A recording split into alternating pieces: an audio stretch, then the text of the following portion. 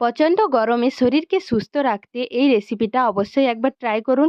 আমার বাড়িতে যখন ভীষণ গরম লাগে, কারো যখন কিছু খেতে ইচ্ছে করে না, এই রেসিপিটা আমি অবশ্যই একবার বানাই। তার জন্য লাউয়ের শাক নিয়েছি আর এই ডাঁটাগুলো নিয়েছি, কাঁচকলা আর আলু দিয়ে রুই মাছ দিয়ে আর ঝোল বানাবো। মাছগুলোকে আমি ভেজে তুলে নিয়েছি আর কড়াইয়ের মধ্যে সামান্য পরিমাণে একটু তেল দিয়েছি, তারপরে দিলাম গোটা জিরে আর সবজিগুলো দিয়ে লবণ হলুদ দিয়ে সামান্য একটু ভেজে নিলাম। তারপরে দিয়ে দিলাম একটু বেশি পরিমাণে জল, সবজিগুলো যাতে ভালোভাবে সেদ্ধ হয়ে যায়। সবজিগুলো সেদ্ধ হয়ে গেলে ঢাকনা খুলে ওর মধ্যে দিয়ে দিলাম ভেজে রাখা মাছগুলো, দিয়ে 2 মিনিট ফুটিয়ে তারপরে নামিয়ে নিলাম একটা পাত্রে। তারপর ওই কড়াইতে সামান্য একটু তেল দিলাম, তারপরে খুবই কম পরিমাণে একটু পেঁয়াজ বাটা আর জিরে আর আদা বাটা দিয়ে শুকনো লঙ্কা গুঁড়ো হলুদ গুঁড়ো দিয়ে সামান্য একটু কষিয়ে দিয়ে দিলাম সেই ঝোলটা একটু 2 মিনিট ফুটিয়ে নিলাম আর নামিয়ে পরিবেশন করলাম। গরমে যখন ঝোল ঝাল কিছু খেতে ইচ্ছে করে না, এই হালকা পাতলা ঝোলটা অবশ্যই একবার ট্রাই করবেন। আজকের মিনি ভ্লগটা আমার এই পর্যন্ত। সবাই খুব ভালো থাকবেন।